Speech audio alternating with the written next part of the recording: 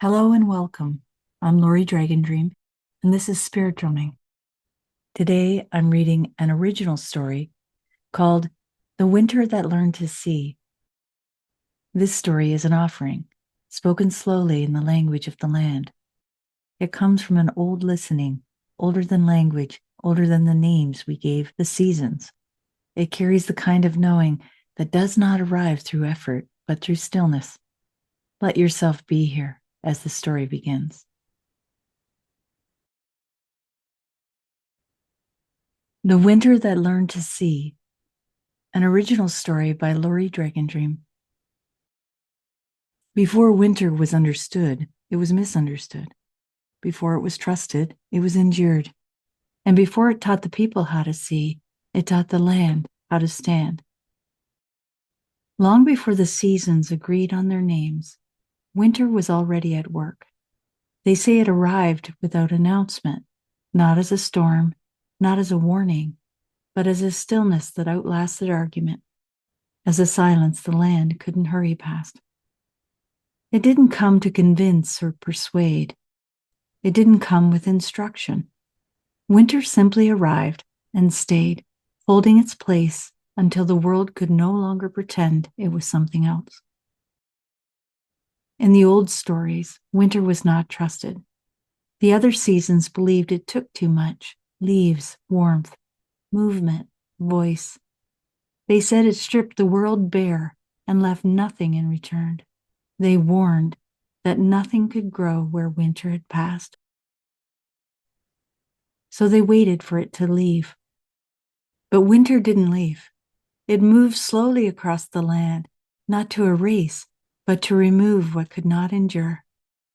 What had been held together only by heat began to loosen its grip. Sap thickened in the trees, breath shortened in animals. The land drew inward and listened. Winter quieted what had relied on noise to be convincing.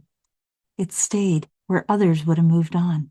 It stayed long enough for shapes to show themselves without disguise. And it became clear. Winter was never a taker. Winter was a revealer. What remained when nothing was added was not emptiness. It was structure. It was weight, the part of things that couldn't be persuaded to disappear. Winter taught the stones how to bear weight. It taught the trees where their roots truly reached. It taught the animals which shelters could carry them through the dark and which were made only of fair weather and wish. Some didn't last. Winter didn't intervene. It didn't soften what was revealed.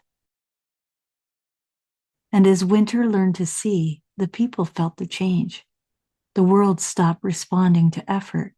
Explanation lost its leverage. What could endure drew closer to itself, and what could not fell away without drama. The people stood longer in one place. They felt the difference between what they'd hoped was true and what remained when hope grew cold.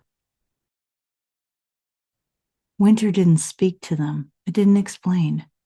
It held the world in such a way that nothing could pretend. And in that holding, the people learned what winter had learned, that seeing was not imagination, not belief, not hope. It was accuracy. Once, the seasons had questioned winter. They had accused it of taking too much, of stripping the world bare and leaving nothing behind.